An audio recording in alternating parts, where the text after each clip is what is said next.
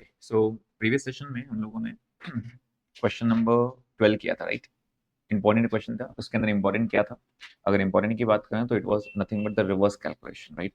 Closing stock पहली बार आपने COP से नहीं सीओजीएस से निकाला, वो हेल्प से, right? That was one of the important point. अब मैं अगर आपको इंपॉर्टेंट पॉइंट्स अब तक बताऊं तो मैंने आपको अब तक 8, 10 और 12 ये तीन इंपॉर्टेंट क्वेश्चंस करवाए हैं।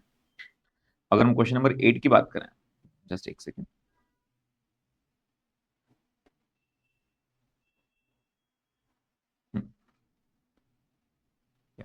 तो अगर हम क्वेश्चन नंबर 8 की बात करें तो 8 में क्या नया था? 8 में क्या नया था? इट वाज नथिंग बट आपका मटेरियल, लेबर और प्रोडक्शन ओवरहेड्स जो था वो पर यूनिट निकालना था, इफ यू रिमेंबर।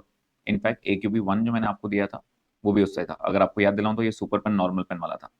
तो याद है, इसको हम सुपर पेन नॉर्मल पेन के यहाँ से रखते हैं, राइट? तो इस टाइप के अब 3 क्वेश्चन हो गए हैं। मैंने आपको 2 बार होमवर्क भी दिया है इसके ऊपर। सो मेरे ख्याल से ये वाला पॉइंट एकदम क्लियर है, ठीक है? जो क्वेश्चन नंबर 10 था, इसके अंदर सबसे इंपॉर्टेंट था the bifurcation of fixed and variable.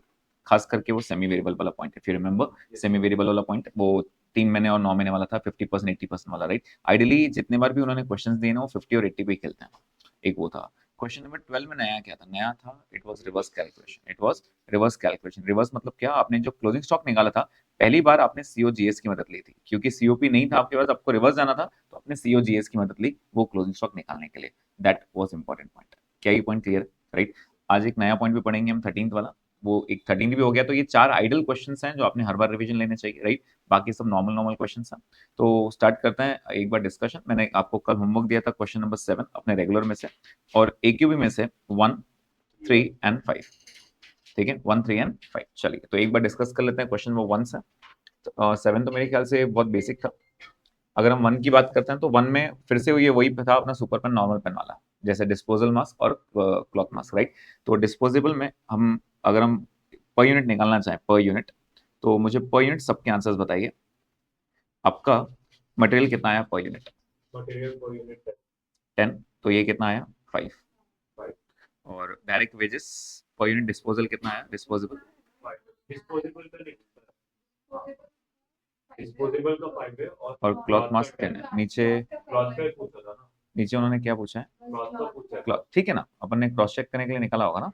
हाँ, ओके, उसके बाद वेजेस कितना आया आपका? 5 ये क्लॉथ 5। वाले। 5 आया, तो ये कितना आया था? 3। हम्म, 3 आया था ना, 60%। और ये दोनों का सेम था ना, 2। दोनों का 2 2। क्या इतना पॉइंट समझ में आया आपको? Yes sir. सबके कैलकुलेशन आए क्या? अगर ये आ रहा है तो आपका सब आंसर बराबर है। तो मुझे इसके अंदर डायरेक्ट आप प्रॉफिट देंगे 6,75,000। 6,75,000। अगर आप में से कोई ऐसा है जिसका आंसर मैच नहीं कर रहा है तो फील फ्री। सबका 675? नहीं। Okay, give me the answers please. आपका डायरेक्ट मटेरियल कितना आया था? 5 लाख। चेक करें। ओके, उसके बाद आपका डायरेक्ट वेजेस कितना? 2,50,000। तो ये बन गया आपका प्राइम कॉस्ट कितना? 7,50,000। इसके बाद आप फैक्ट्री ओवरहेड जोड़ोगे। Factory overheads 2 rupees per unit था, राइट? हाँ, कितना? 1 लाख। 1 लाख है ये। यहाँ पे प्रॉब्लम आ गया आपको? क्या लिखा आपने? सी आपने आपने खुद से ये लिखा 2 रुपीज। 2 रुपीज पर वॉट पर यूनिट प्रोड्यूस्ड, और यूनिट प्रोड्यूस कहाँ है? यहाँ पे 50,000। तो 50,000 into 2 will give you 1 lakh. तो मेरे ख्याल से वहीं पर प्रॉब्लम हुआ आपका। ठीक है, so this was question number 1। I hope ये क्लियर है यहाँ से। ओके, क्वेश्चन नंबर 3 मैंने आपको दिया था। क्वेश्चन नंबर 3 में क्या नया था? एक बार डिस्कस कर लें क्या पूरा अपन? सारा डिस्कस कर रहा हूँ, प्लीज ध्यान देना। Stock of raw material on 1 April opening है। तो ओपनिंग रॉ मटेरियल कहाँ जाता है? रॉ मटेरियल कंज्यूम में, right? Next raw material purchase, ये भी रॉ मटेरियल कंज्यूम में जाएगा। ये भी कहाँ जाएगा? रॉ मटेरियल कंज्यूम में। मैन्युफैक्चरिंग वेजेस मतलब डेप्रिसिएशन, डायरेक्ट वेजेस आपका डेप्रिसिएशन प्लांट, फैक्ट्री ओवरहेड्स, क्योंकि प्लांट मतलब प्लांट एंड मशीनरी, और मशीनरी पे जो भी खर्चा रहेगा सब फैक्ट्री का खर्चा रहेगा। Expenses paid for quality control after NFC, lease rent for production asset. कल अपनी बात हुई इसके ऊपर, इसको हम फैक्ट्री ओवरहेड से मान सकते हैं। अगर हमने ब्रैकेट डाल दिया स्पेसिफिक तो ये डायरेक्ट एक्सपेंसेस का पार्ट भी बन सकता है, राइट? इस पे बात हुई है, lease rent for production overheads. Next admin overheads related to production बोल दिया है उसने। तो after NFC net factory cost के 5 आइटम्स रहते हैं, याद है कि 5 आइटम्स कौन से हैं? एक बार बताइए 5 आइटम्स कौन से हैं? Admin related production, quality control, research and development, primary packing, less sale of scrap. Next expenses for pollution control. Pollution कहाँ पे होता है? फैक्ट्री में। तो उससे रिलेटेड जो भी खर्चा रहेगा वो कहाँ जाएगा? Factory overheads. Stock of raw material, तो ये क्लोजिंग स्टॉक हो गया आपका raw material consume.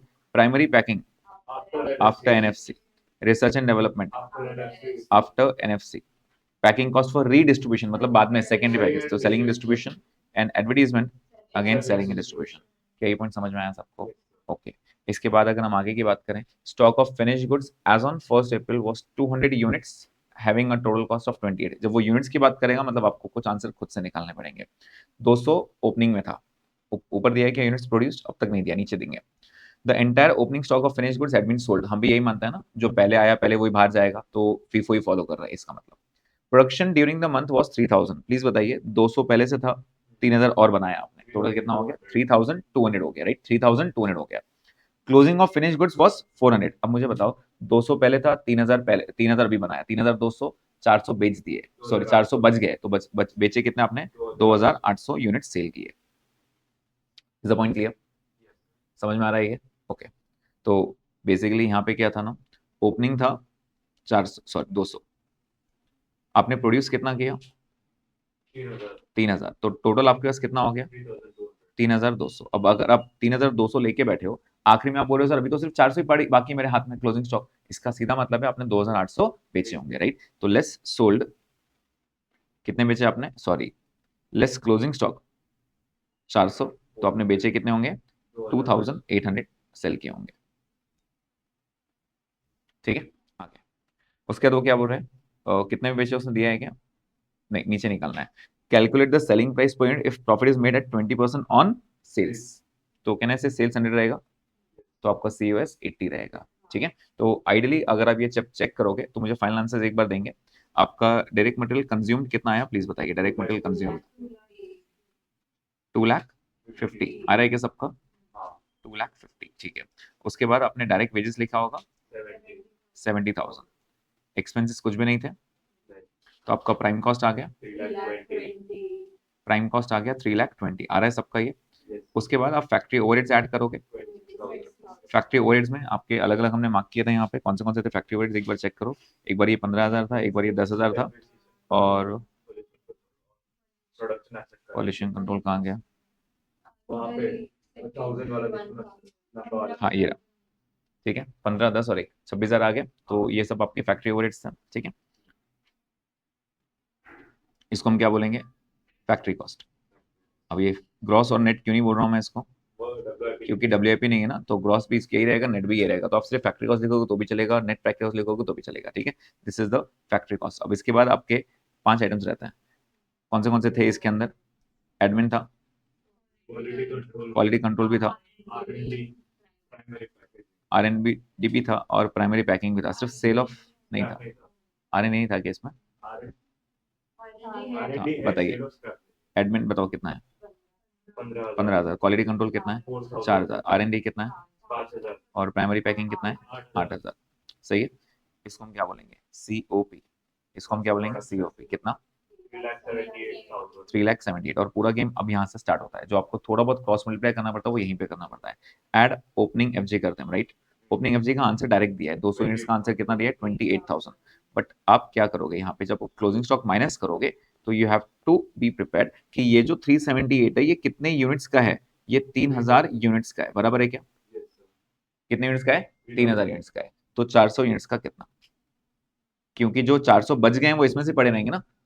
FIFO method क्या बोलता है? फर्स्ट इन फर्स्ट आउट, जो पहले आया वो तो चला गया, तो 400 भी बाकी हो, अभी अभी वाले प्रोडक्शन वाले हैं, तो अभी वाले वो 378 है, तो आपका आंसर इस तरह क्रॉस मल्टीप्लाई आएगा, 50,400, 50,400 आएगा सबका ये।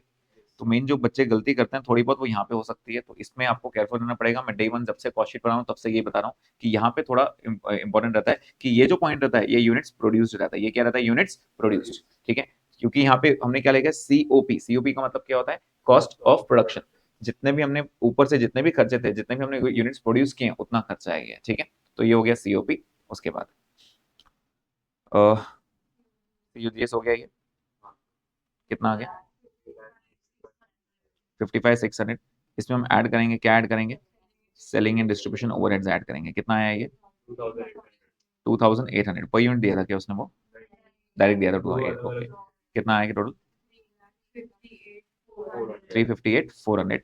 एंड ये हो गया अपना COS add profit 20% will give me sales. अब उसने क्या बोला था 20% ऑन सेल्स, तो सेल्स 100, तो ये 20 ये 80 हो जाएगा। अगर ये 80 तो 100 कितना है ऐसा 4,48,000, तो आपका बैलेंसिंग फिगर प्रॉफिट 89,600 आया। सबका ये आंसर इस तरह ये करता। तो सिर्फ दो बातें थी यहाँ पे। पहली बात तो ये कैलकुलेशन फिर से बता रहा हूँ, बार बार बता रहा हूँ कि ये कैलकुलेशन बहुत इंपॉर्टेंट रहता है। दूसरा, ये 100 लेना प्रॉब्लम हो जाता है बच्चों को। बच्चे डायरेक्ट क्या करते हैं ना, सीओएस का डायरेक्ट 20% लेता है। उसने क्लियर बोला है 20% on sales not cost, right. तो सेल्स को 100 लेना पड़ेगा, इसलिए आपको रिवर्स कैलकुलेशन करना पड़ा। Is the point clear? Now this was question number 3, AQB 3 था, राइट। बात करते हैं AQB 5 की। अच्छा क्वेश्चन था। What I feel is this was a very good question, क्योंकि इसके अंदर ऊपर नीचे इन्फॉर्मेशन है, राइट। और लगभग लगभग सारी चीजें एक बार डिस्कस कर लेते हैं ये वाला भी, ठीक है। This was exam question asked for 10 marks. ये एग्जाम क्वेश्चन रह चुका है, हाँ। 10 मार्क के लिए एग्जाम क्वेश्चन रह चुका है। चलिए अब, हाँ, तो मैं वही बता रहा हूँ, कॉस्टशीट है ये। कॉस्टशीट में मार्क्स स्कोर होता है, लेकिन उतनी उतनी जल्दी जाते भी हैं। एक आइटम गलत और पूरा कॉस्टशीट गलत, ठीक है। तो you have to be very careful.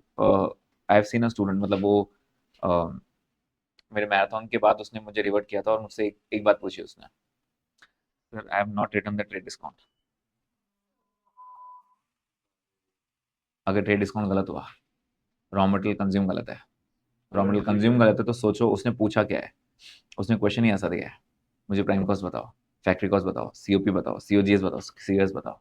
आप सोचो अगर उसने रॉ मटेरियल कंज्यूम गलत किया है, सब गलत है, तो एक ही बात बताया मैंने, जीरो मिलने वाला है।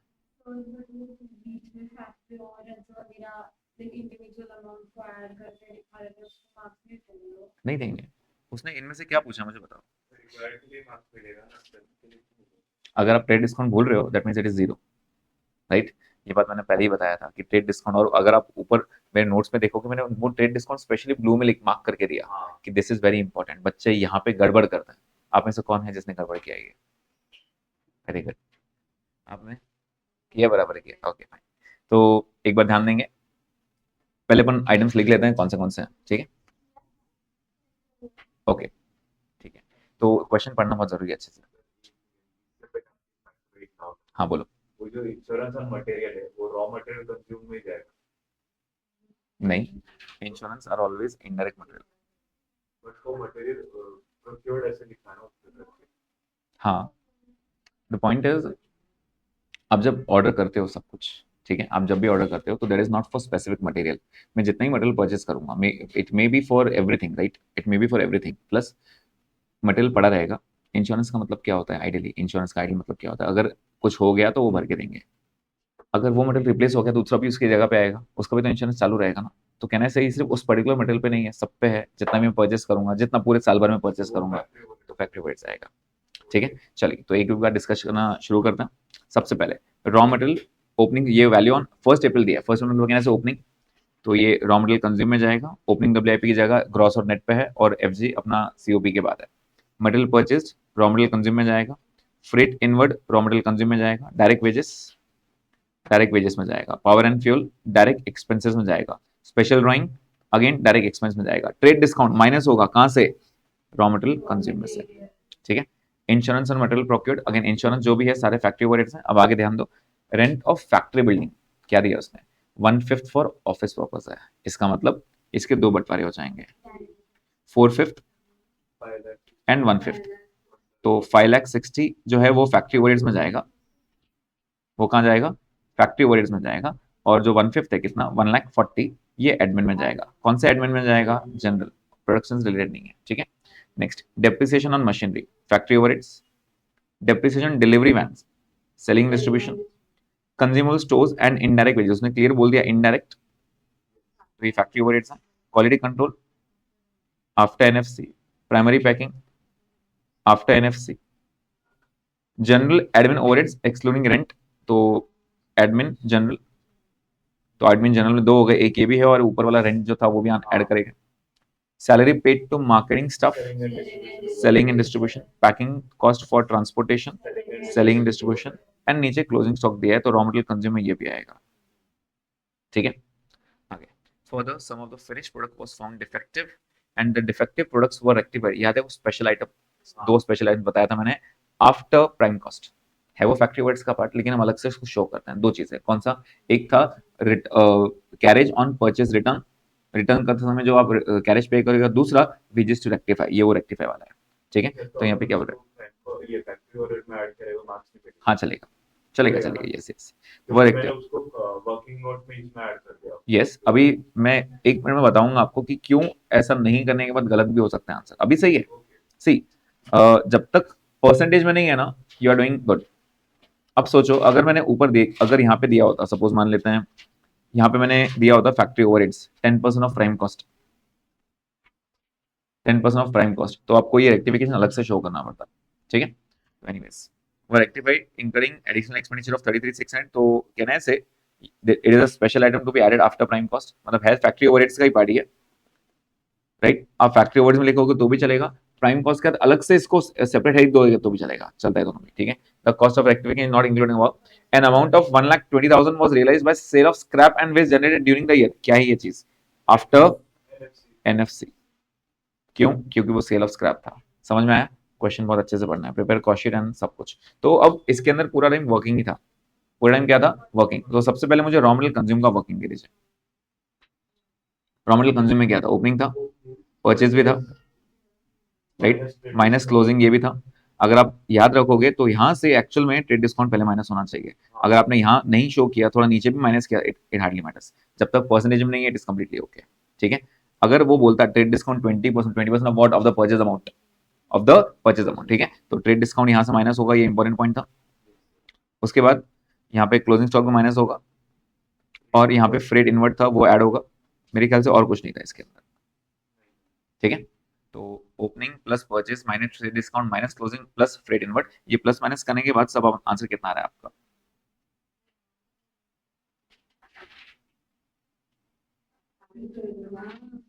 क्या आंसर नहीं किया गया आप लोगों ने, तो बताओ ना आंसर कितना आया फिर।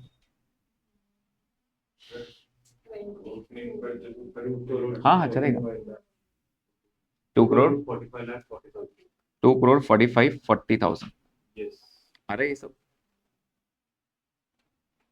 हाँ ठीक है समझा, तो ये पॉइंट समझ में आया सबको, ठीक है। उसके बाद ये रॉ मटेरियल कंज्यूमर हो गए, इसके बाद आपका वेजेस तो मेरे ख्याल से सेम ही था, वेजेस में कुछ भी नहीं था, ओके। फैक्ट्री ओवरहेड्स बताइए, अच्छा पहले डायरेक्ट एक्सपेंस, डायरेक्ट एक्सपेंस में क्या क्या था, फ्यूल एंड पावर था, यस, स्पेशल ड्राइंग था, ये दोनों आपके इसमें आएंगे, कितना आ गया डायरेक्ट एक्सपेंस टोटल, 22,35,000, ठीक है। फिर फैक्ट्री ओवरहेड्स का वर्किंग नोट था आपका, फैक्ट्री ओवरहेड्स में क्या क्या आया प्लीज बताइए, फैक्ट्री बिल्डिंग रेंट, रेंट आया, रेंट कितना लिया हमने, 5,60,000, राइट।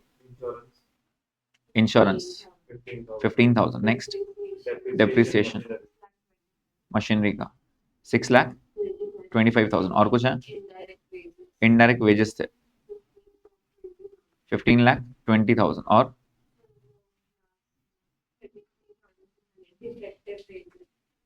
हाँ छोड़ सकते हैं यहाँ पे, कोई प्रॉब्लम नहीं है, अगर आपने यहाँ शो किया तो भी चलेगा, अलग सेट शो किया तो भी चलेगा, इट हार्डली मैटर्स, ठीक है। तो हम यहाँ पे डिफेक्टिव वो वेजेस पेड फॉर डिफेक्टिव या paid for rectifying the defective goods कितना, 33,600, ठीक है। तो ये ऐड करके कितना हो जाएगा टोटल बेटा, 7,53,600, जस्ट एक मिनट 23 लाख 27,38,600, 53,000. अरे हाँ मेरा गलत, please repeat, 27,53,600. Yes please confirm करो ये फैक्ट्री ओवरहेड्स आ रहा है, यस राइट, ओके। ये सारे फैक्ट्री ओवरहेड्स आने के बाद नेक्स्ट जो आपका खर्चा था मेरे ख्याल से जो बांटने की जरूरत थी, दैट वाज ना, ये डब्ल्यूआईपी नहीं था ना, सेलिंग था और एडमिनिस्ट्रेशन जनरल, एडमिन जनरल में सिर्फ 2 ही था ना, ठीक है। चलो अब एक बार पूरा कॉस्ट जल्दी जल्दी बताना शुरू करो। डायरेक्ट मटेरियल कितना था, 2,45,40,000, राइट। डायरेक्ट वेजेस कितना है आपका, 42 लाख, 42 लाख, ये आपको डायरेक्ट दिया था। उसके बाद आपके डायरेक्ट एक्सपेंसेस थे 22,35,000, ठीक है। ये ऐड होने के बाद आपका टोटल कितना आ गया, प्राइम कॉस्ट 3 करोड़ 3,09,75,000. जीरो में बहुत गड़बड़ है आपका, 3,09,75,000, ठीक है।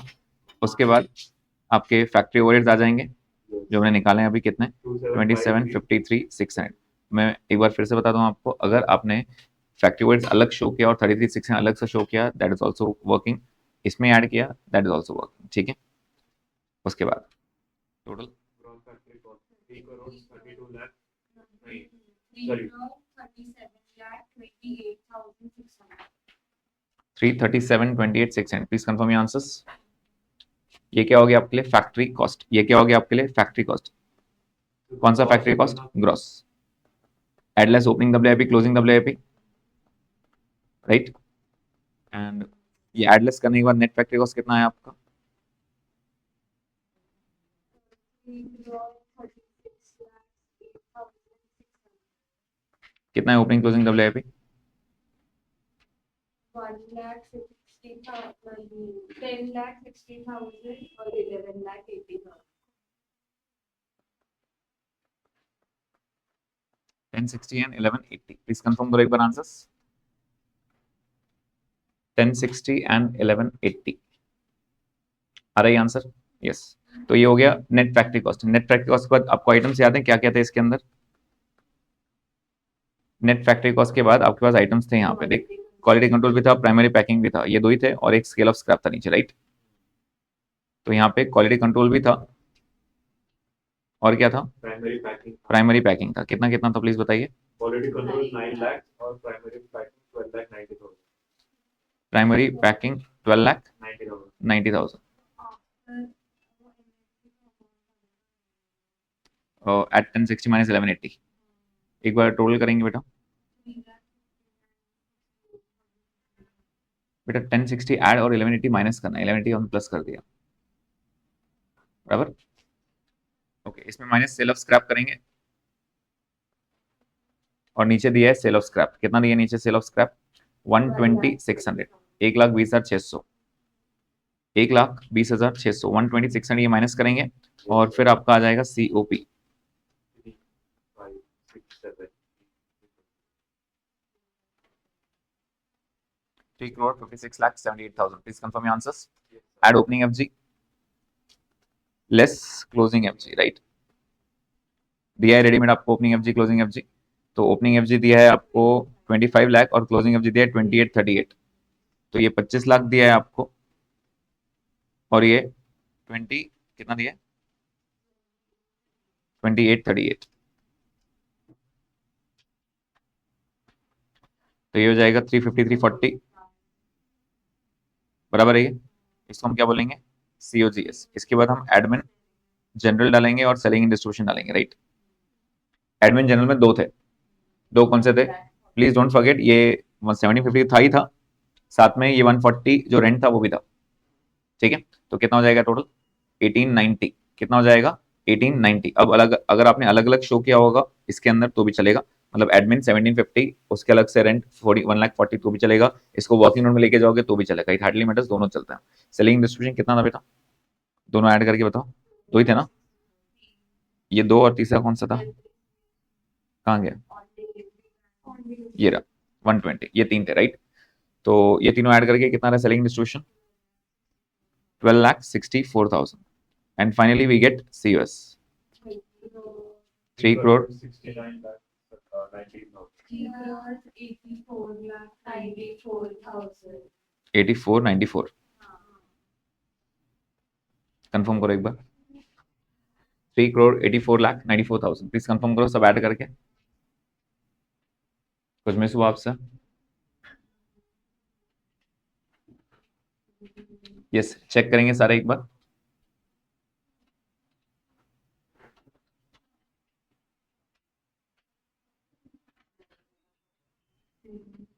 सेम है ना? ठीक है, ओके। और प्रॉफिट कुछ सेल्स वगैरह दिया है क्या उन्होंने? नहीं, कुछ भी नहीं दिया है, और उन्होंने COS से की पूछा है। We are done with this. समझ में आया सबको? ये एग्जाम क्वेश्चन था 10 मार्क्स के लिए, 10 मार्क्स के लिए, लेकिन आपको मालूम, अब समझ में आ रहा होगा एक एक छोटी छोटी मिस्टेक कहीं कहीं हो सकती है, तो वो थोड़ी प्रैक्टिस से ही ओवरकम होगा, ठीक है। चलिए, डन विद दिस। ओके, अब आज का एक स्पेशल क्वेश्चन, क्वेश्चन नंबर 13। क्वेश्चन नंबर 13। ओके, मैं रीड कर रहा हूँ, एक बार ध्यान देंगे सब। The following data relates to the manufacturing of a standard product during the month of March 21। ठीक है, क्वेश्चन में प्रेजेंट रहना, क्या क्या अवेलेबल है प्लीज फोकस करना। ठीक है, stock of raw material on 1 March, WIP on 1 मार्च, क्या ये ओपनिंग वाले हैं? ठीक है, मतलब WIP मतलब ग्रॉस नेट करना पड़ेगा। परचेज ऑफ रॉ मटेरियल कहाँ पे आएगा? Raw material consume. Carriage inward कहाँ पे आएगा? Raw material consumed. Direct wages, direct wages. Cost of special drawing, direct expenses. Higher charges paid for plant, call आपका है। अगर डायरेक्ट एक्सपेंस बोलोगे तो लिख देना ब्रैकेट में, अज्यूमिंग टू बी स्पेसिफिक।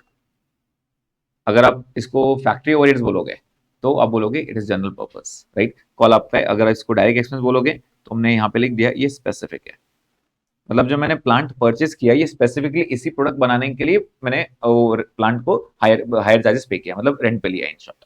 समझ में आ रहा है ये? सर अगर suggested answer में से नहीं है तो सजेशन में दोनों है।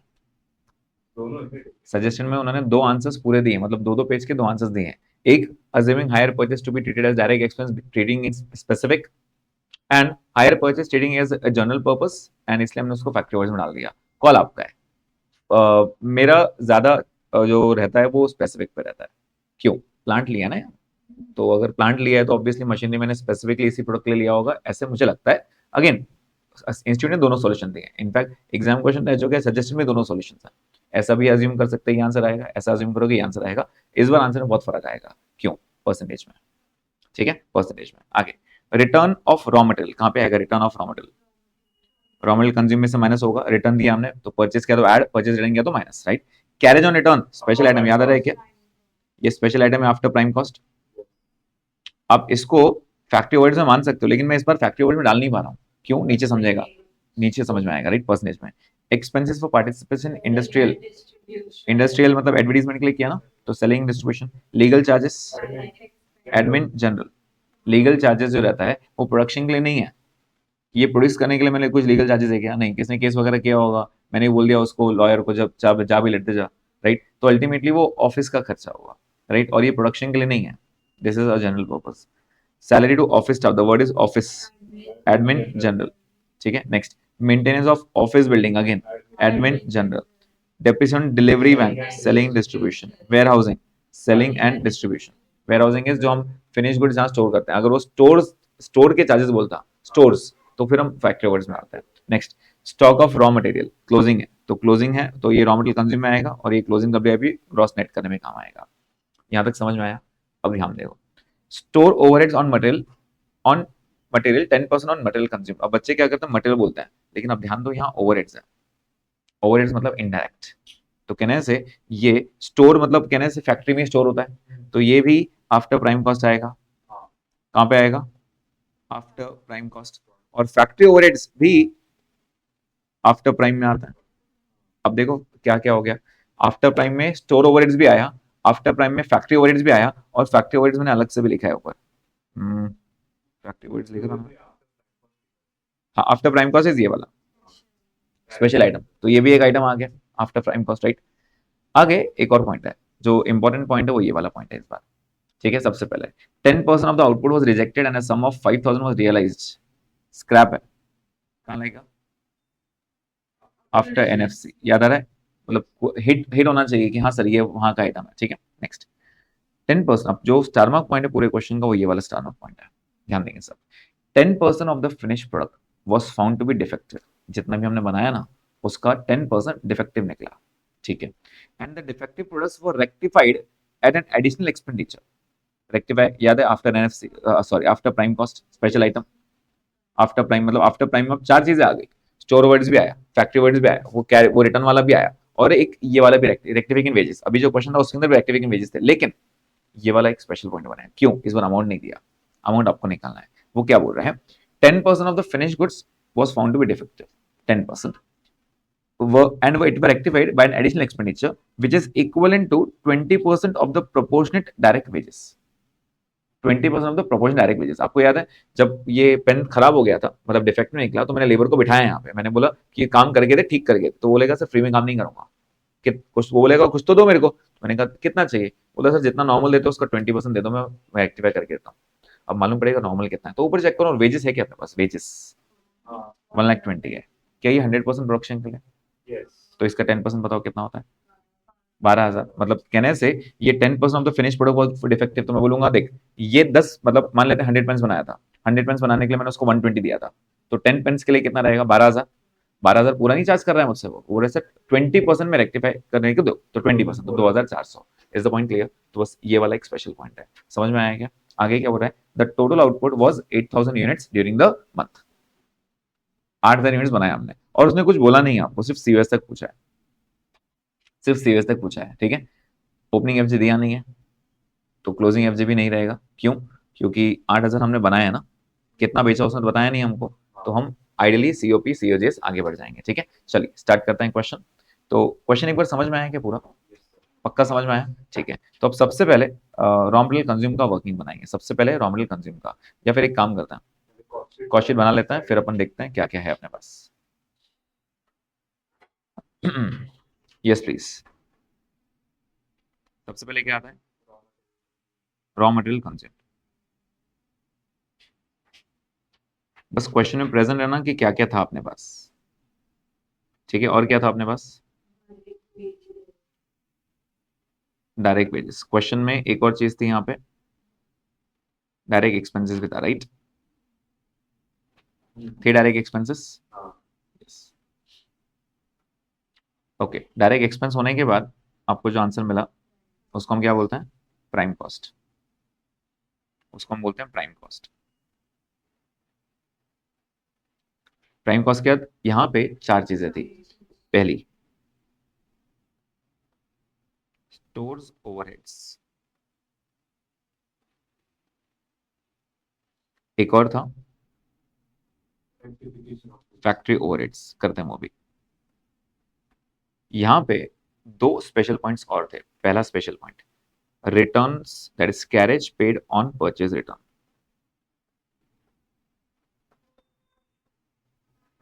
बेसिकली ये भी आपके फैक्ट्री ओवरहेड्स ही हैं, ठीक है? ये भी फैक्ट्री ओवरहेड्स ही हैं, लेकिन अब फैक्ट्री ओवरहेड्स में ऐड नहीं कर पा रहा हूँ क्योंकि फैक्ट्री ओवरहेड्स दिया परसेंटेज में। अब अगर मैं इसमें ऐड करने जाऊंगा तो प्रॉब्लम होगा, इसलिए मैंने फैक्ट्री ओवरहेड्स अलग लिख के इसको अलग फैक्ट्री ओवरहेड्स की जगह पे लिखा कि फैक्ट्री ओवरहेड्स भी यहीं पे आता है ना, तो यहीं लिखा मैंने। समझ में आया क्या पॉइंट ये? उसके बाद और स्पेशल पॉइंट क्या था? वेजेस पेड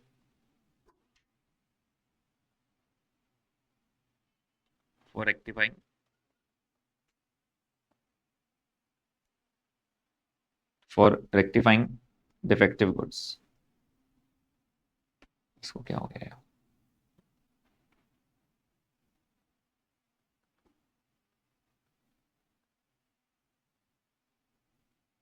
ठीक है, और ये सब ऐड करने के बाद अब क्वेश्चन में ये तो पॉइंट हो गया, उसके बाद क्या रहेगा?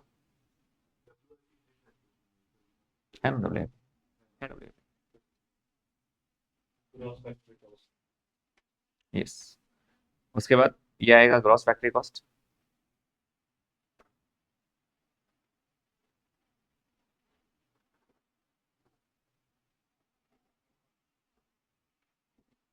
ऐड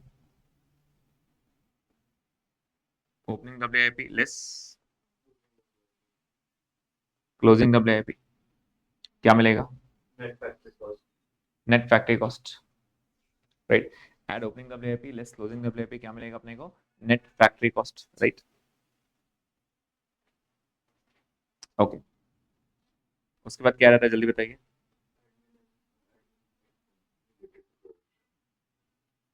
क्वेश्चन में कुछ भी था क्या ऐसा? एक बार चेक कर लेता।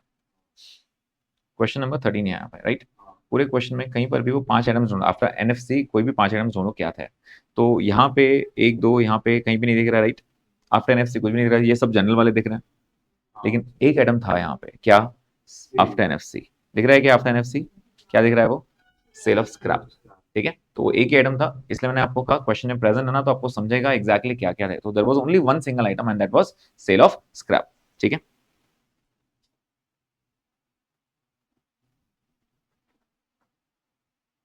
ओके, सेल ऑफ स्क्रैप आया, जल्दी बताइए सेल ऑफ स्क्रैप के बाद क्या होगा?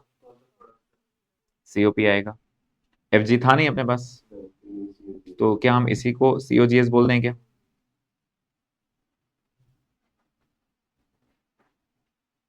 अगेन अगर आपकी इच्छा होगी सर हम ओपनिंग एफजी क्लोजिंग एफजी लिखने के बाद करें, चलता है भाई, कोई प्रॉब्लम नहीं है।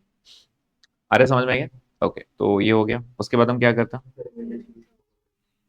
Admin general and selling and distribution overheads, बराबर। अगेन आपने ऊपर नीचे लिखा तो चलता है, कोई प्रॉब्लम नहीं है। एंड सेलिंग एंड डिस्ट्रीब्यूशन, और जब सेलिंग एंड डिस्ट्रीब्यूशन ऐड कर देंगे तो आपका आंसर सीओएस आ जाएगा, और वहीं स्टॉप करना है क्योंकि क्वेश्चन ने सेल्स के बारे में बातें नहीं किया।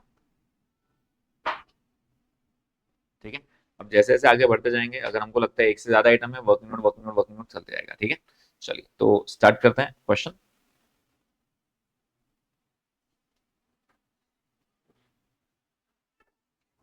ओके, तो क्वेश्चन में क्या है एक बार चेक कर लेते हैं अच्छे से। पहला item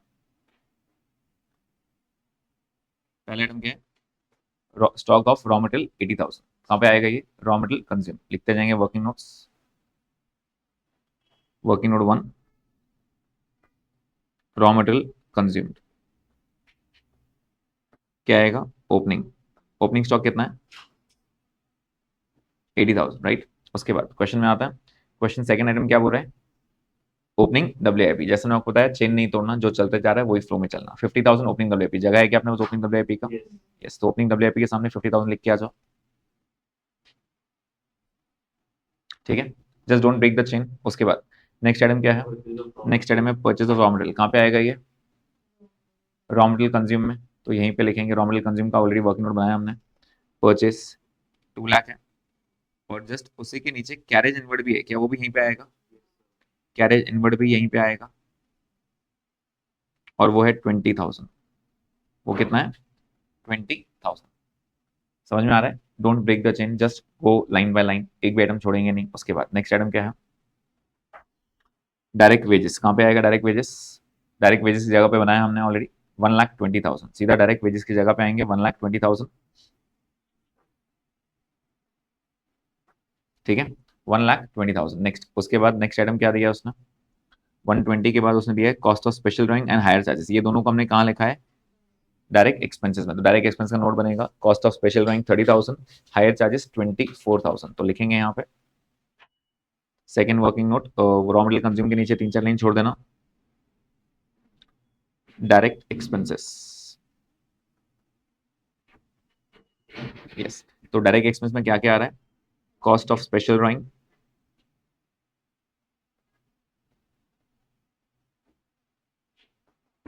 $30,000, right, and higher charges of plant,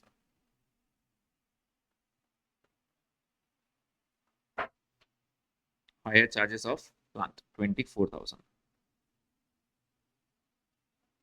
ठीक है, हमने इसको स्पेसिफिक माना है, इसलिए मैं इसको लिख देता हूँ ब्रैकेट में, स्पेसिफिक। ये हमारा एजम्पशन है कि हमने इसको स्पेसिफिक माना है, स्पेसिफिकली इसी प्रोडक्ट के लिए लाया होगा, इसलिए बांटने की जरूरत नहीं पड़ी, मैं डायरेक्ट बोल दिया। अगर आप बोलोगे सर ये जनरल पर्पज है, तो अभी कभी इधर यूज होता है, कभी इधर यूज होता है, इसके लिए तो फिर उसको फैक्ट्री का बात बोलना पड़ेगा, राइट। तो कॉल आपका है, दोनों आंसर सही है, प्रॉब्लम नहीं है किसमें भी। ठीक है, चलिए उसके बाद नेक्स्ट आइटम देखते हैं। Next item raw material return दिया है, कहाँ जाएगा रॉ मटेरियल रिटर्न, राइट, 40,000 है, तो परचेज से माइनस हो जाएगा ये, तो यहाँ पे रॉ मटेरियल में आ जाओ, लेस परचेज रिटर्न। कितना अमाउंट है परचेज रिटर्न का, 40,000। और इसके बाद पहला स्पेशल आइटम आ गया, carriage paid on returns. Carriage paid on return, तो ये क्या, ये स्पेशल आइटम था अपना, यस। तो carriage paid on return after prime cost, that is factory overheads के पार्ट है वो, क्योंकि फैक्ट्री ओवरहेड्स परसेंटेज में था इसलिए मैंने उसको अलग से लिख दिया, नहीं तो मैं फैक्ट्री ओवरहेड्स के अंदर ही लिखता है इसको। ठीक है, 6,000 माइनस करना है ना, सॉरी प्लस करना है, आई एम सो सॉरी, 6,000। ठीक है, नेक्स्ट, उसके बाद नेक्स्ट आइटम क्या है, expenses for participation in industrial exhibition. Selling distribution है, तो वर्किंग नोट बनेगा सेलिंग डिस्ट्रीब्यूशन का, 8,000 है। Third working note, selling and distribution overheads, industrial या फिर पार्टिसिपेशन इन इंडस्ट्रियल एग्जीबिशन।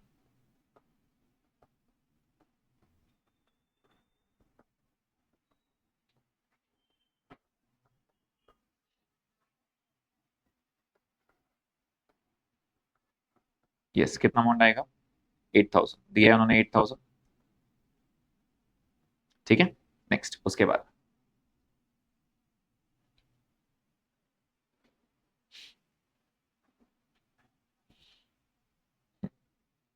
इसके बाद दिया उन्होंने लीगल चार्जेस एंड सैलरी 2500 और 25,000, ये एडमिन जनरल है, ठीक है। Legal charges and salary to office staff, ये आपके सेलिंग डिस्ट्रीब्यूशन के नीचे 4-5 लाइन छोड़ देंगे। एडमिन ओवरहेड्स जनरल,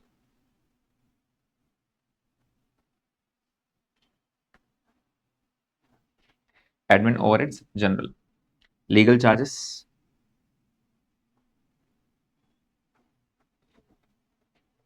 कितने legal charges 2500 and salary to office staff,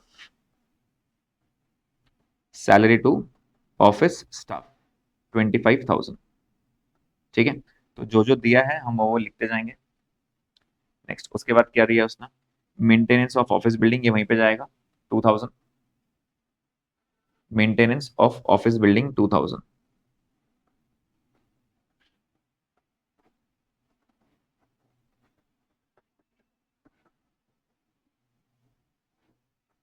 and depreciation on delivery van, selling distribution,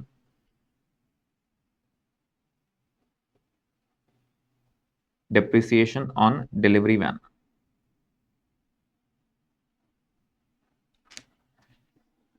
तो कितना दिया, आई गेस 2000 दिया था, 6000, 6000 एंड वेयर हाउसिंग 1500 वहीं पे आएगा। Warehousing charges selling distribution का पार्ट बनेगा। तो बेसिकली कॉस्ट शीट के साथ आपको सारे वर्किंग नोट्स भी साथ साथ लिखना है।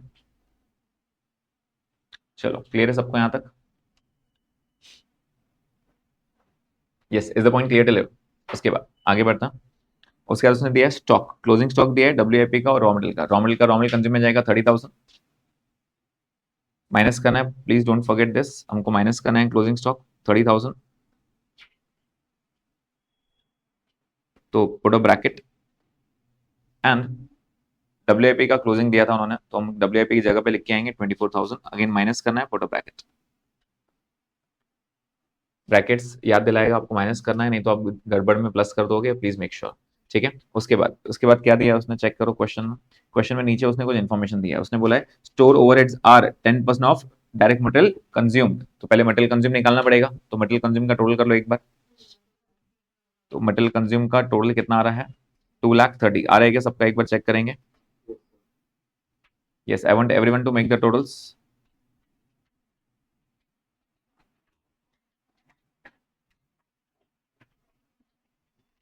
$2,30,000।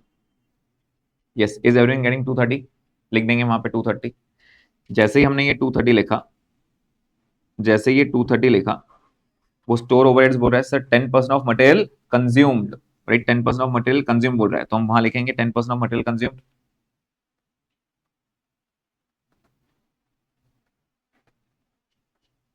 तो जल्दी बताइए 230 का 10% कितना आता है, 23,000, तो हम यहाँ लिखेंगे 23,000, ठीक है। आ रहा है सबको समझ में?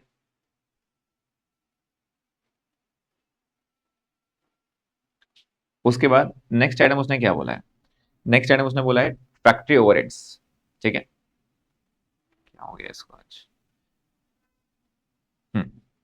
फैक्ट्री ओवरहेड्स क्या बोल रहे हैं वो, 20% ऑफ प्राइम कॉस्ट। अब प्राइम कॉस्ट के लिए कौन सा वर्किंग नोट क्लोज करना पड़ेगा आपको, डायरेक्ट एक्सपेंसेस का। तो चलो डायरेक्ट एक्सपेंस क्लोज करो बेटा, 44,000। आपका कॉस्ट ऑफ स्पेशल ड्राइंग कितना आएगा, 54,000। एक बार चेक करेंगे 54 आ रहा है सबका, राइट, 54,000। तो ये ऊपर लिखेंगे 54। जैसे हमने लिखा 54 यहाँ पे, इसका टोटल आ सकता है, प्राइम कॉस्ट कितना आ रहा है, 4,04,000, ठीक है। और प्राइम कॉस्ट उसने कितना बोला है, सॉरी फैक्ट्री ओवरहेड्स कितना बोला है, 20% of what, of prime cost. तो जितना भी आपका प्राइम कॉस्ट है उसका ले लो 20%, 80,800। प्लीज कंफर्म करो आ रहा है क्या ये आंसर, आ रहा है ये आंसर? ओके। उसके बाद नेक्स्ट क्वेश्चन ने क्या बोला है, क्वेश्चन ने नेक्स्ट पॉइंट आपको बोला है, जो 10% रिजेक्ट हो गया था और 5,000 मिला था हमको स्क्रैप से। तो 5,000 स्क्रैप है, आफ्टर एनएफसी याद है क्या, माइनस करना है वहां पे, 5,000 माइनस करके आओ, सेल ऑफ स्क्रैप 5,000। और फिर वो डिफेक्टिव वेजेस है, तो डिफेक्टिव वेजेस का कैलकुलेशन बताना पड़ेगा। कौन सा वर्किंग नोट चालू है? 5। तो 5 वर्किंग नोट जो है अपना वो है calculation of wages paid for rectifying. Yes, please बताइए डायरेक्ट वेजेस फॉर 100% प्रोडक्शन कितना है?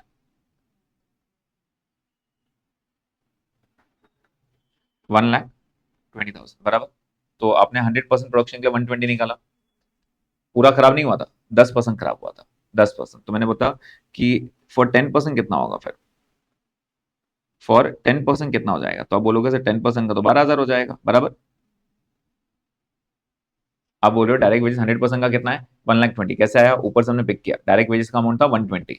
तो लेबर को बोला ये रेक्टिफाई करने का कितना लेगा? उसने बोला सर जो भी आप मेरे को रेगुलर देते हो उसका 20% पगार दे देना। तो 120 का 20% नहीं देना, 120 तो 100% प्रोडक्शन के लिए ना। तो मुझे बताओ 10% का कितना दिया होगा? 12,000। मतलब अगर मैं ये 100 पेन बनाता हूँ, 100 पेन बनाने के लिए मैंने आपको 1,20,000 दिया होगा, राइट। तो 10% के लिए कितना है? 12,000। तो मैंने बोला इसको अब ये 10% खराब हो गया, 10% उसको रेक्टिफाई कर। उसने बोला सर जितना पगार दिया था ना उसका 20% दे दो, इसका 20%, राइट। तो यहाँ पे प्रोपोर्शनेट वेजेस कितने पे करेंगे?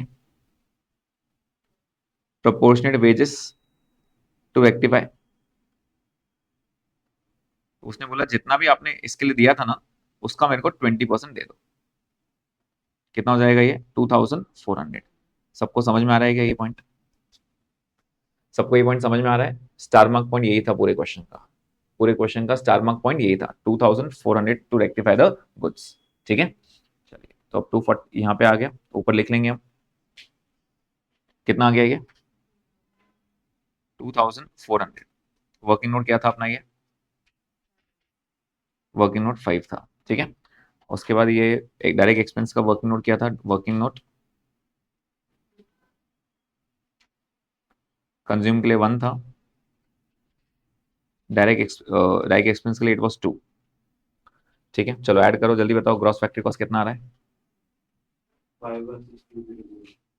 516,200। Please check. 5,16,200 आ रहा है क्या सबका ये? उसके बाद एडलेस करो क्लोजिंग WIP।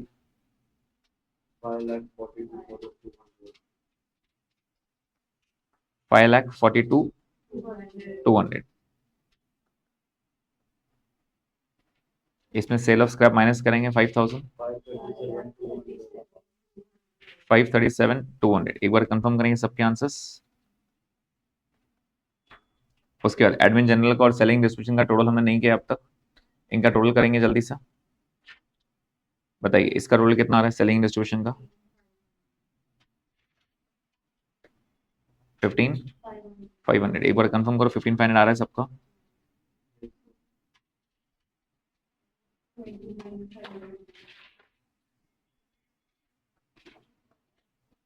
एंड 29,500 आ रहा है ये टोटल्स? ओके, प्लीज बताइए इंडिविजुअल फिगर्स। एडमिन जनरल कितना आया था एंड सेलिंग डिस्ट्रीब्यूशन? 15,500। टोटल 582,200। सबका आ रहेगा ये? तो इस तरह ये सारे आंसर आएंगे। आई होप ये पॉइंट क्लियर है सबको, everyone? Yes. And now question number 19। This was question number 13। सबको वर्किंग नोट समझ में आया क्या? तो इस क्वेश्चन में क्या नया था? वो रेक्टिफिकेशन वेजेस। बच्चे नॉर्मली वो ये 2,400 का अमाउंट नहीं निकाल पाते हैं। एक बार फिर से बता रहा हूँ, वेजेस पे उसने बोला था 20% प्रोपोर्शनेट देना। प्रोपोर्शनेट का मतलब होता है जितना तुम नॉर्मल पगार देते हो उसका 20%।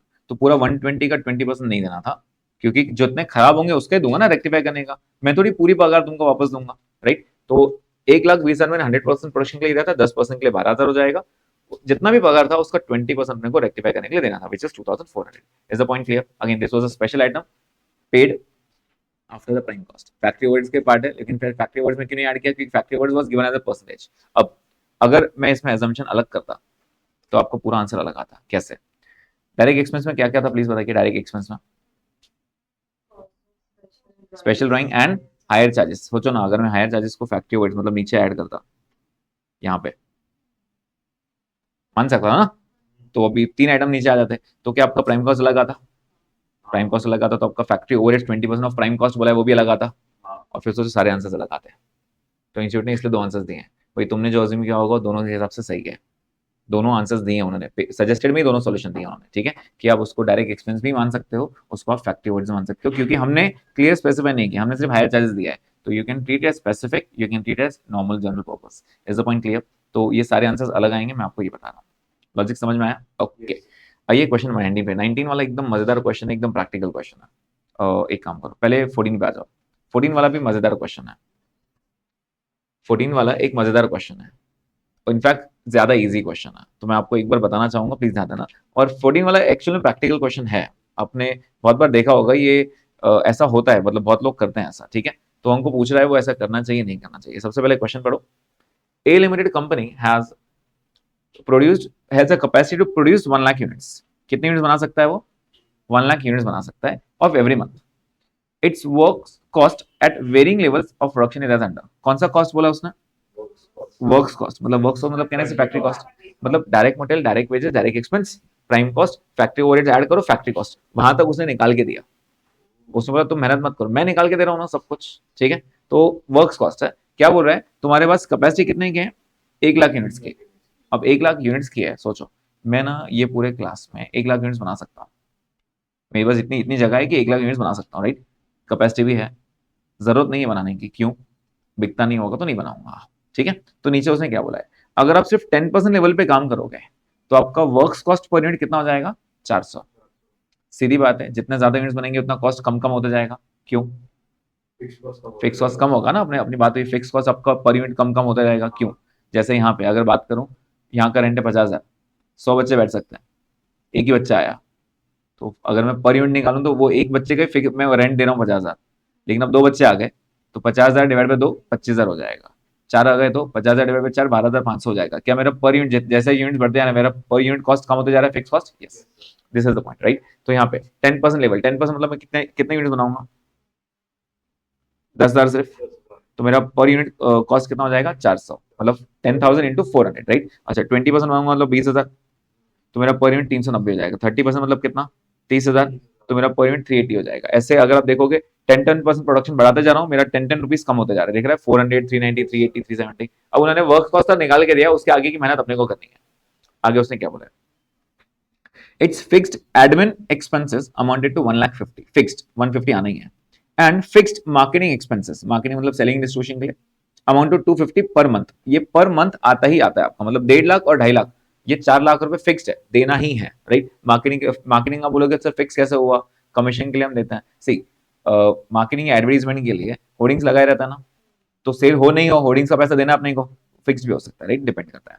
आगे the variable distribution cost is 30 per unit, मतलब 3 कॉस्ट हो गए, एक एडमिन का कॉस्ट दिया उसने फिक्स्ड, एक मार्केटिंग का फिक्स दिया है, और वेरिएबल उसने बोला है 30 रुपीज पर यूनिट। तुम जितने यूनिट्स बेचोगे ना उतना 30 रुपीज तुमको खर्चा लगेगा, ठीक है, इतना उसने खर्चा दे के रखा है। आगे it can sell 100% of its production, वो क्या बोल रहा है, जितना 100% मतलब कितना? पूरा 1 लाख, वो पूरा 1 लाख बेच सकता है, कितने में?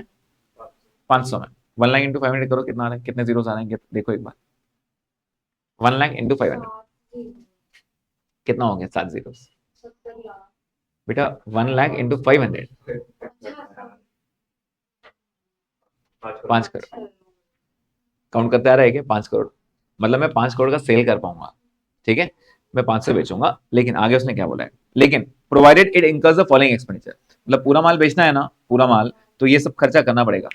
यहाँ मेरे साथ कैलकुलेट करो पहले, वो आप बाद में जीरो गिनेंगे अपन, ठीक है। हाँ, तो it can sell 100% of the product at 500, 500 में बेच सकता है, provided it incurs the following expenditure, ये सब खर्चे करने पड़ेंगे उसको। क्या क्या? It gives gift items costing ₹30 per unit for sale, मतलब सेल हुआ ना, एक गिफ्ट देना पड़ेगा, लोगों को खुश करना पड़ेगा, मतलब कस्टमर आया, अब कस्टमर मेरे से क्यों लेगा? वहां भी वो रेट मिल रहा है, मेरे से भी वो रेट मिल रहा है, तो मेरे से क्यों लेगा? मैं 30 रुपए का गिफ्ट देता हूँ उसको, जैसे किचन दे दिया, एक पेन दे दिया, जो भी है उसमें मेरा नाम रहेगा, मेरा नाम रहेगा। नॉर्मली आपने देखा होगा कि जब आप जाते हो कोई स्टोर्स में, तो वो आपको किचेन्स या पेन्स वगैरह या कुछ भी ऐसा उनका नाम लिखा हुआ दे देते हैं फ्री में, they won't charge you for that, right. Basically उनका उनके लिए एडवर्टीजमेंट है, और आपको भी लगता होगा कुछ तो एक्स्ट्रा मिल रहा है अपने को, राइट। सो यही सेम चीज अब सोचो ना, एक एक इंसान आपको एक पेन दे रहा है, ₹100 का, दूसरा इंसान भी ₹100 में दे रहा है, तो आप बोलोगे क्या फर्क पड़ रहा है, लेकिन पहला वाला आपको एक फ्री किचन भी दे रहा है, तो आप बोलोगे सर फ्री में आ रहा है ना, तो वहीं से लेंगे ना, उससे क्यों लें, आइडियली आता है। तो मार्केटिंग स्ट्रेटेजी है। तो कहने से गिफ्ट बांटना पड़ेगा आपको। पर यूनिट बोला है, पर यूनिट बता सकते हो कितना खर्चा होगा? पूरा 1 लाख यूनिट बेच रहा हूँ मैं, 1 lakh units, right, 1 lakh into 30, कहने से 30 लाख के फ्री गिफ्ट बांटने पड़ेंगे मेरे को। Yes. अगर आपको पूरा 1 लाख बेचना है ना, तो 1 लाख यूनिट्स, तो 30 लाख रुपए फ्री में बांटना पड़ेगा आगे। उसके बाद लकी ड्रॉ स्कीम निकालनी पड़ेगी। आपने बहुत बार देखा होगा, जैसे जाते हो एक लकी ड्रॉ फॉर्म दे देते हैं, फॉर्म फिलअप कर दो, मंथ एंड में आपका नाम आया तो आप ये लेके जाना, वो लेके जाना, जो भी है। It has lucky draws every month, giving the first prize है 50,000, सेकंड प्राइज 25,000, थर्ड प्राइज 10,000। कितना बांटना पड़ेगा? 50, 25 और 10 करो रोल, 85 and 3 consolation prize of 5,000 each to customer, मतलब 3 15 15 15 मतलब 5 5 5, तो कितना हो गया total? 1 lakh.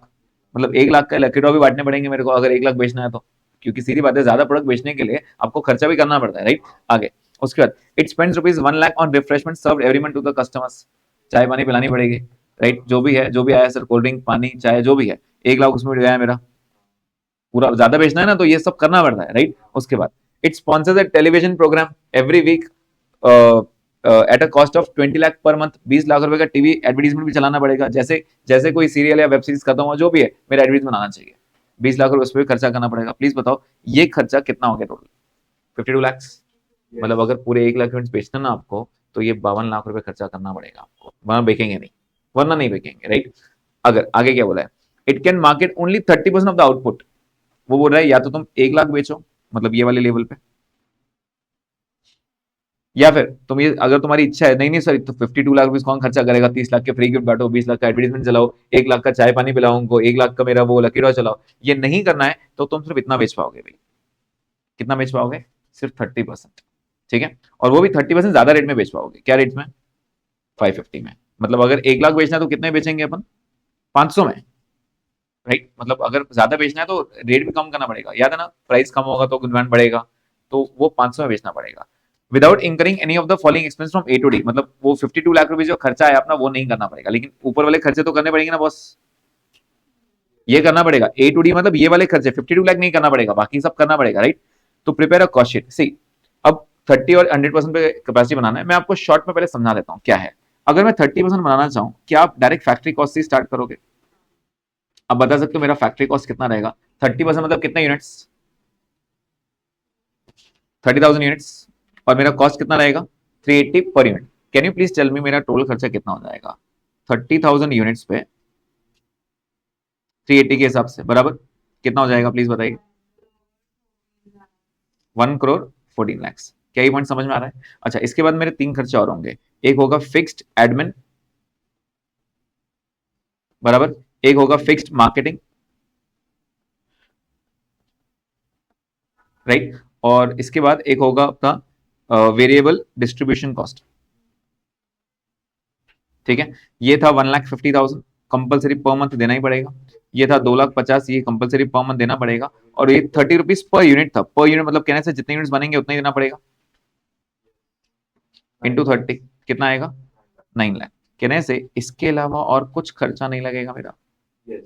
Can you please tell me what is the total? 1 crore, 27. एक बार चेक करो सबका आ रहा है क्या ये? इससे ज्यादा खर्चा नहीं लग सकता मेरा। 114, 150, 250, 9 lakh. Are you getting this point? सबको समझ में आ रहा है क्या ये? अच्छा, अब ये 127 हो गया, राइट। इसको हम सीधा सीधा सीओएस बोल देंगे। इसको क्या बोल देंगे? सीओएस। सीओएस मतलब क्या? Cost of sales. इसके ऊपर नहीं लगने वाला है। एड प्रॉफिट, मुझे पता नहीं प्रॉफिट कितना है, लेकिन सेल्स है ना मेरे पास, Yes. सेल्स है मेरे पास, राइट। कितने में बेच पाओगे? 500 में या 550 में? 550. 550 में। तो सेल कितना हो जाएगा जल्दी बताओ? 30,000 यूनिट्स बेच पा रहे हो, 30,000 यूनिट्स बेच पा रहे हो, कितना? 65 lakhs. 1 करोड़ 65 लाख। तो क्या सेल का इंफॉर्मेशन मुझे दे पाओगे कितना था? आपने कैसे निकाला ये? 30,000 यूनिट्स इंटू 550। तो क्या आप मुझे प्रॉफिट भी निकाल के दे सकते हो, बैलेंसिंग फिगर? 38 lakhs. मतलब मैं यहाँ पे 38 लाख रुपीज कमा रहा हूँ। क्या ये हिसाब समझ में आया सबको? Right, 38 lakh rupees I am earning, 38 lakh rupees, easy, right. अब एक तो हो गया ये वाला, अगर आप 100% बनाओगे तो कितना प्रॉफिट कमाओगे वो भी देख लेंगे। प्लीज बताइए 100% पे, अगर आप 100% पे काम करोगे 100% पे, तो आपका फैक्ट्री कॉस्ट कितना रहेगा? Will be 380? नो, कितना आएगा? 310। दिख रहा है क्या 310 लास्ट में? राइट। तो अगर आप प्रैक्टिकली देखोगे तो आप यहाँ पे कितने यूनिट्स बना पाओगे? 1 लाख यूनिट्स पूरे बेचने हैं, तो 1 लाख यूनिट्स इंटू 310 कितना हो जाएगा? 3 करोड़ 10 लाख। कितना हो जाएगा? 3 करोड़ 10 लाख। कहने से ये 150 250 ये तो लगेगा ही लगेगा, फिक्स्ड है ना ये, as the name indicates fixed, as the name indicates fixed, sorry. हाँ हाँ ठीक है, अब सही है। आगे उसके बाद ये वाला कहने से ये वाला 1 लाख यूनिट्स इंटू 30 लगेगा, कितना हो जाएगा? 30 lakhs। और एड प्रमोशनल एक्सपेंसेस, इधर कुछ नहीं लगेगा और इधर कितना लग रहा था? 52 lakhs। ये 52 कैसा है, समझ में आया क्या? क्योंकि अगर मेरे को 100% बेचना है तो मेरे को वो 52 लाख खर्चा करना पड़ेगा। 52 कैसे था, एक बार 4 एक्सपेंस बताओ क्या थे? तो उसमें 30 लाख के फ्री गिफ्ट थे, 1 लाख रुपए लकी ड्रॉ के थे, 1 लाख रिफ्रेशमेंट के थे और 20 लाख टीवी एड के थे, तो 52 लाख हुआ ना, राइट। अब कितना खर्चा हो गया प्लीज बताओ?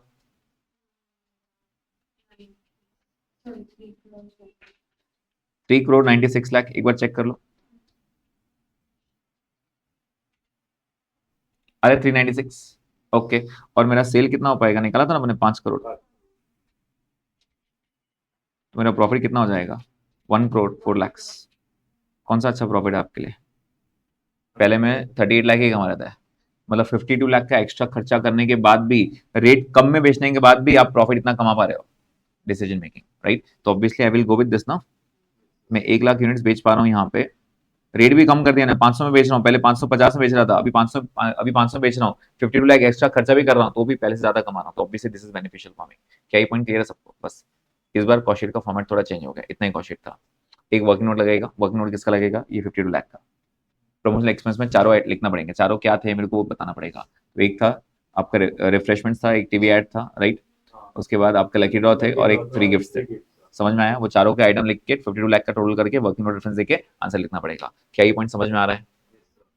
कर पाओगे, लिख पाओगे अच्छे से, right. So this is one of the question जो आपको आज घर पे प्रेजेंट करना है, ठीक है।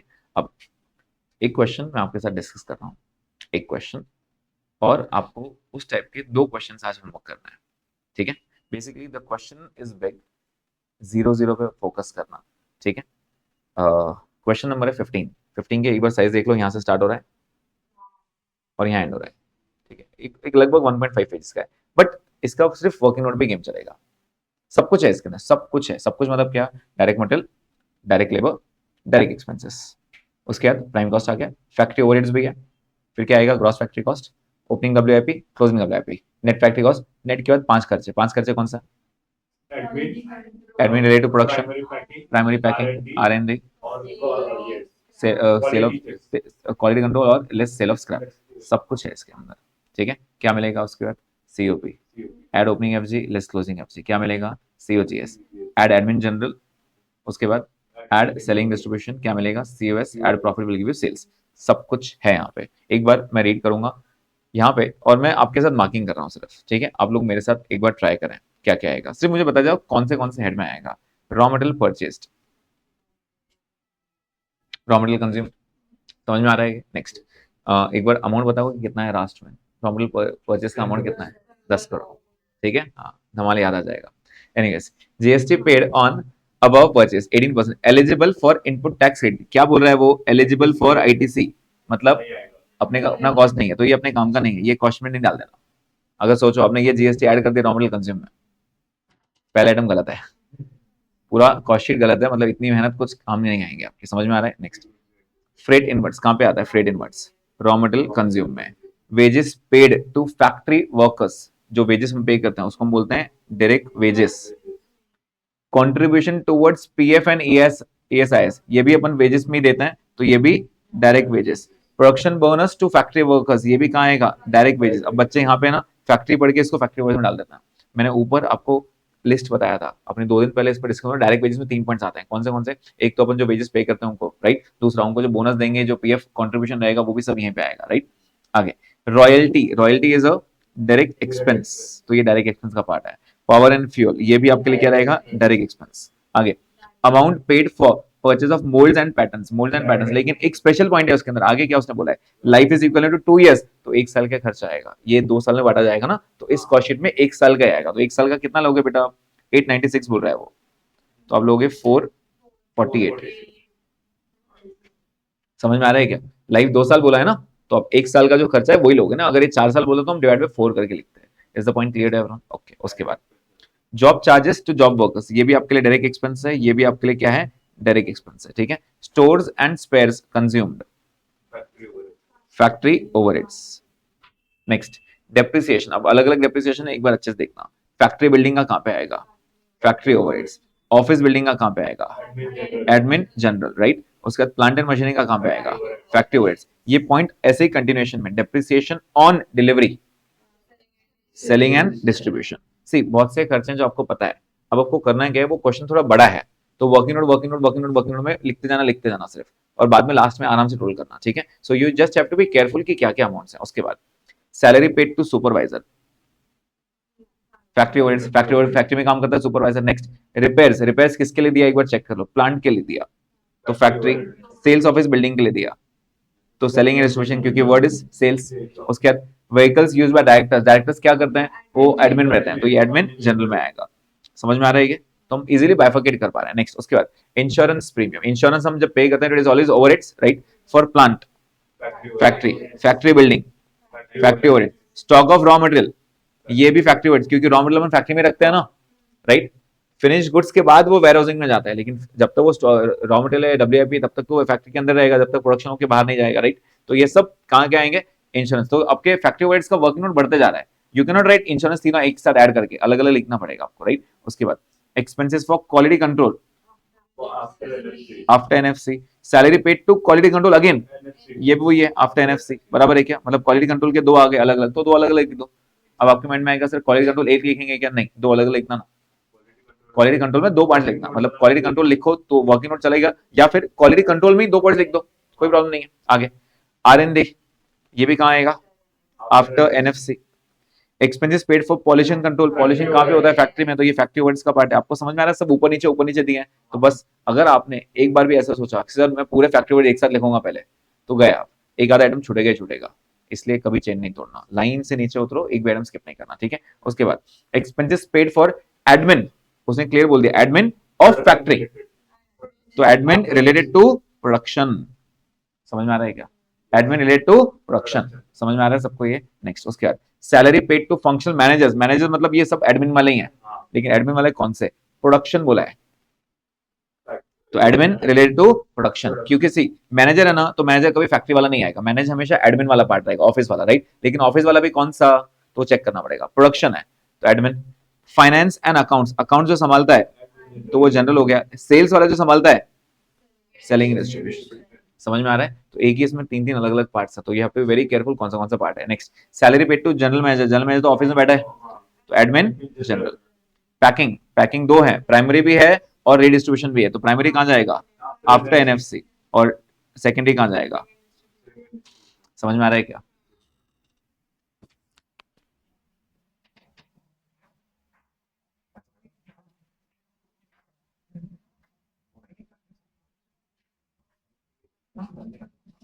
सुबह ऑफिस नंबर पे डाला था मैसेज। उसके बाद wages of employees engage in distribution, distribution के लिए selling and distribution.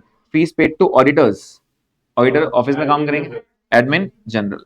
Fees paid for legal advisers, admin general. Fees paid for independent directors, admin general, सब एडमिन जनरल है। Performance bonus to sales staff, selling and distribution.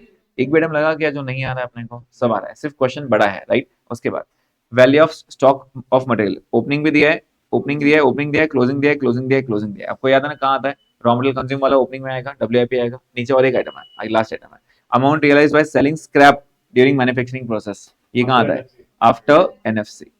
समझ में आया। सो इसमें से एक भी आइटम नहीं है जो हमने डिस्कस नहीं किया है, एवरी आइटम हमने कहीं ना कहीं कोई ना कोई क्वेश्चन में आया है, और वो सारे उन्होंने एक एक क्वेश्चन डाल दिए। तो बस आपको बाइफर्केशन इजीली करना है, खास करके वो जीरो पे ध्यान देना, क्योंकि पहला amount raw material purchase 10 crore है।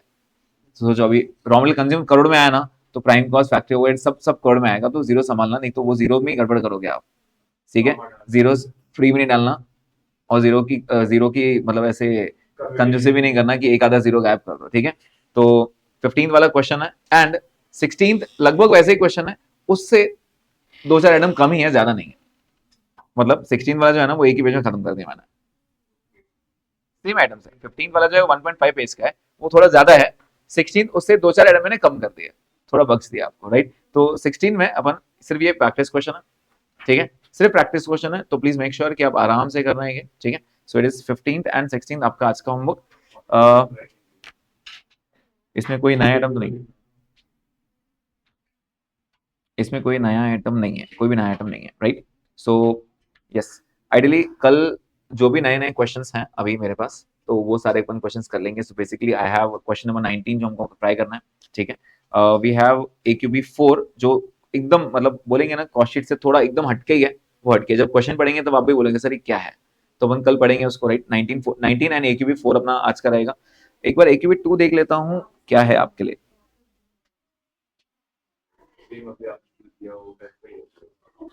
AQB2 होमवर्क, एक काम करते हैं, मैं आपके लिए थोड़ा इजी कर रहा हूँ। 14 मैंने डिस्कस किया है, उसको राइटिंग करना है सिर्फ। 15 मत करो, 16 करो। 15 मैंने कराया ना, अच्छा, मेक इट 15 और AQB2, बस ये 3 होमवर्क, ठीक है। 14-15 अपने ऑलरेडी डिस्कस कर चुके हैं। 60 ये जो AQB2 है ना, ये वैसा ही है जो हमने अभी आज डिस्कस किया था, ठीक है। वो 20% वो AQB3 जैसा, तो इट इज सिमिलर परसेंटेज वाला। तो आइडियली आने चाहिए। स्टार्ट कैसे करोगे? स्टार्ट रिवर्स करना, पहले AQB करना, ठीक है, पहले AQB करना फिर रिवर्स जाना। प्लीज मेक श्योर ये होमवर्क कर रहे हैं आप। स्टॉप करते हैं यहाँ पे।